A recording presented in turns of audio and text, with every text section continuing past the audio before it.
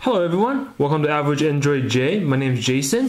Today I'm going to give you a 10-day review of the Sony Xperia Z2. I've been using this phone for 10 days now, of course, and I'm just going to give you a very brief what I like about this phone and some stuff I dislike about this phone. And then first thing I really like about this phone is the battery life. And coming from the LG Nexus 4, it's definitely a big jump for me, and I'll show you right now. I'm going to the power manager and the battery usage, and you can see right now this phone is at 29% and has been on battery for almost 18 hours now. And you can see majority of batteries going to the screen, which because I've been using this phone quite a lot today, almost 4 hours and 4.5 hours of usage, and which, you know, if you have people who actually use a lot less, this phone can definitely last you more than 2 days, especially if you would turn on the stamina mode, which you can actually customize, when you want the mode to kick in and what app you want to still stay active even when the mode was turned on. Which how this mode works is basically whenever you lock your screen, you will disconnect your Wi-Fi connection and the data connection, and also basically inactivate most of the apps that you have in the phone. So basically save you a lot of battery in the meantime. And next thing I really like about this phone is the Sony. This phone's a 5.2-inch display. Display 1080p. It's powered by the Trilumia display, which make really the color really bright. I'm not sure you can see really well on the camera here, but really pre-produced the color really well. I mean, this picture is coming from and came with the phone preloaded, so but still you can see the oceans. It's really blue. I'm not sure it's going to show up really well on the other side of the video, but I do love the display. I mean, once again, I was coming from the LG Nexus 4, which only has 720p display, and but definitely if you to get this phone, you will not disappoint at the display. The color is really vivid and really bright. I have no complaint about it so far. And next thing I want to talk about, big thing about this phone is the customization on this phone. Which let's start off with the quick setting. You can even add it right here. You can choose what toggle you want to put on there. You can even move around some of the order, and oops, now the Wi-Fi is on the third slot instead of second slot. You can move them around. You can turn this thing on and off as you wish, and also you can change the theme of the phone. You can change different color that it's preloaded. We can even add more theme, and whenever you find a theme that you like, it will take you basically to the App Store. And some does cost money, some are free, and I mean, basically personal preference. I mean, I like something kind of simple, but like kind of something more woody. It's this one's free and give you definitely a different look of the phone, as you can see here. And I mean, not just that. I mean, if I would go to, let's say, a page, call it a keyboard, you can even customize the keyboard accordingly. That's different setting. And this keyboard skins you can see here, and one-handed keyboard for people who like to type in one hand on the go. And that's the guide for customization. And then also you can customize the way the sound is being put out to a degree, of course. Come to this effect of the sound effect, and sound enhancement. On the sound enhancement, you have equalizer. You can basically choose the style of music you listen to the most, or you can actually customize set it yourself. We give you custom 1 and user defined 1 and 2, which you have 3 slot of 3 slot customization. You can input and save it in there. And under setting, you can you can do surround sound. That's pretty neat actually. I just found this right now. That's kind of funny. But like I said, I only use this phone for 10 days, so I'm no expert in Z2 anyway. But you have clear stereo and clear phrase and X Loud, which X Loud and S4 is from surround sound or surround. Actually make the speaker a lot louder than when you just got it out of the box. And then this phone does a lot of customization, and I'm not gonna sit here and then show you everything that you can do. It's quite a lot. I like it a lot. I mean, as an Android user, I do like customization. Of course, everyone does look like that. I mean, instead of like iPhone, every phone almost looks exactly the same, in the interface. I mean, just icons everywhere. And then next thing I do like is, of course, the front speaker the front speaker. And here's the front stereo speaker, on top and bottom here, the phone. And it's extremely loud. I'm not saying extremely, but for a cell phone, it's definitely loud. It's not as loud as the HTC One M8, but any other phone that with a speaker in the back can even rival this at all. I'll just play a music. I don't know. Just kind of give you a sample of it. I'm not sure this will capture well on the video or not, but we'll see if this will load. Just give it a second. And then also people ask me about the call quality on this phone. This is probably the second thing. That does work. But anyway, people do ask me about call quality on this phone. It is nice and clear. You can hear really well on the other side of the call really well. But I am on the AT&T LTE network. I can show it to you right now. It does. This is Taiwan version. It does work with AT&T. You see, AT&T logo here. It does work AT&T LTE where I live, at least. I just turn the Wi-Fi off, so the phone will connect to LTE. There you go, you can see it. Oh, there we go. And I do get, where I live, I do get 15 meg of download speed and about 12 meg up. And so you are eager to get this phone in the US. This phone, you can order one on eBay from a Taiwan seller or Hong Kong seller too. But I think the Taiwan version for sure, it comes with the charging dock, which I'm going to talk about a little later.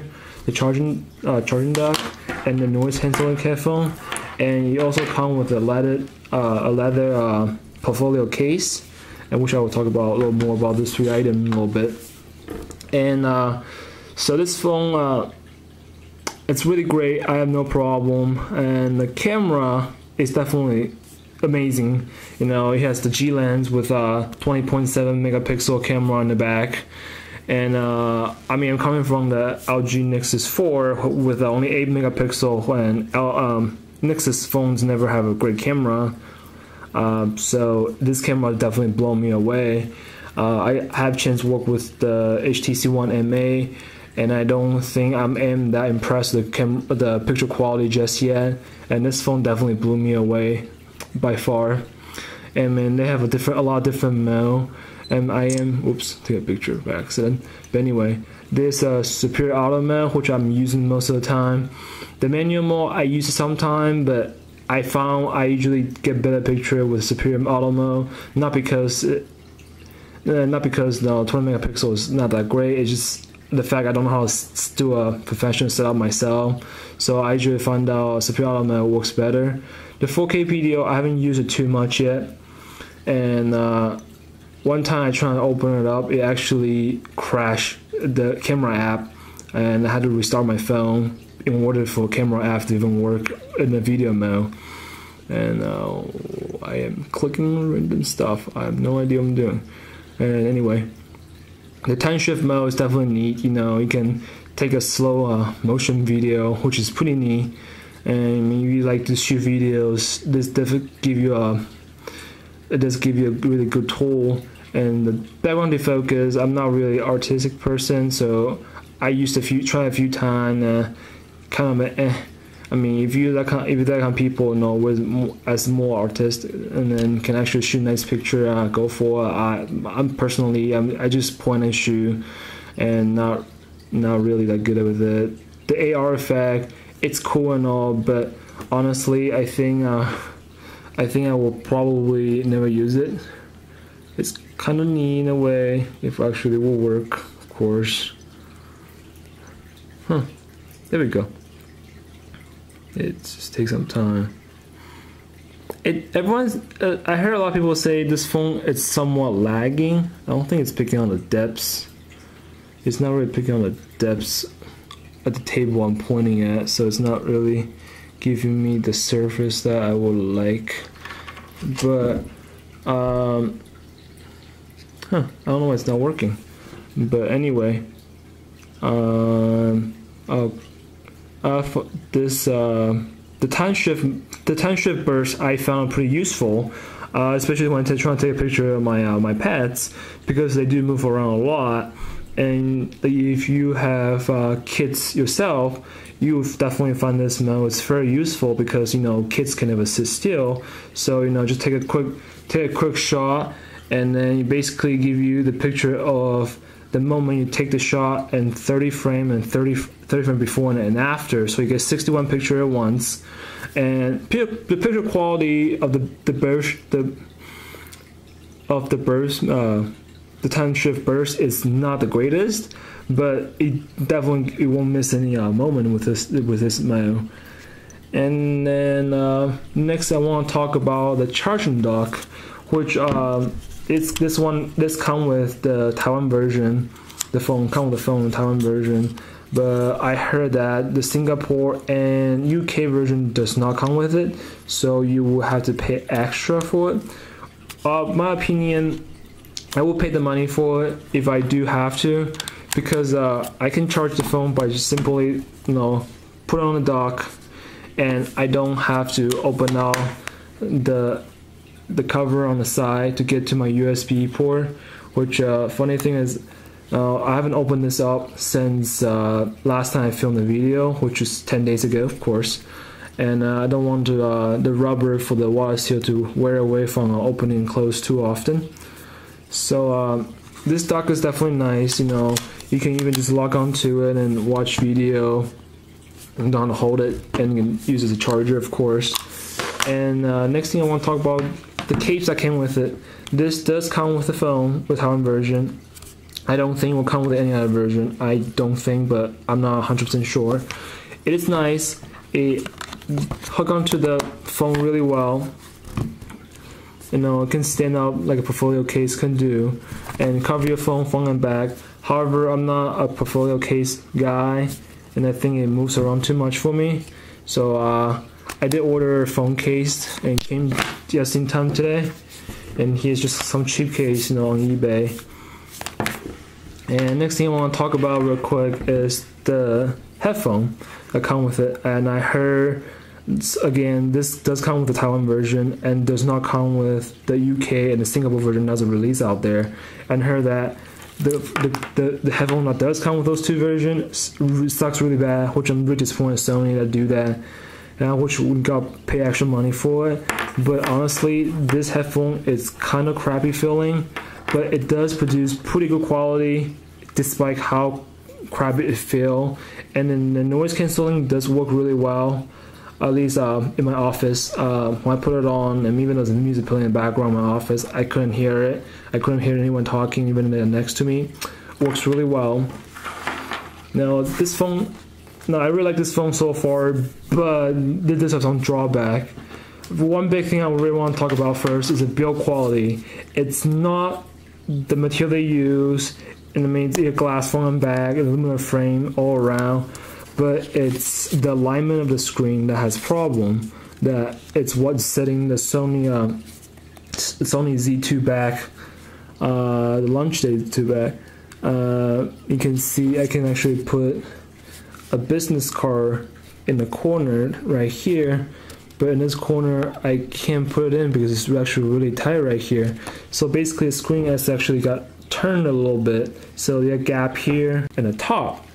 So that's why Sony is actually holding back the release date for a lot of countries and say, wait a second, we need to fix this until a big global release. That could be a disaster, because I'm not sure if this will cause any problem for the waterproof. Right now, I rinsed my phone a few times already in the underwater. It has no problem. I have not actually submerged the phone in water and let it sit there for a while yet. I mean, I rinse it to clean it. And I do like that feature as well, waterproof, definitely a nice feature on the phone. But I'm not sure the gap will actually affect that feature in the future or not. But I'll definitely let you guys know.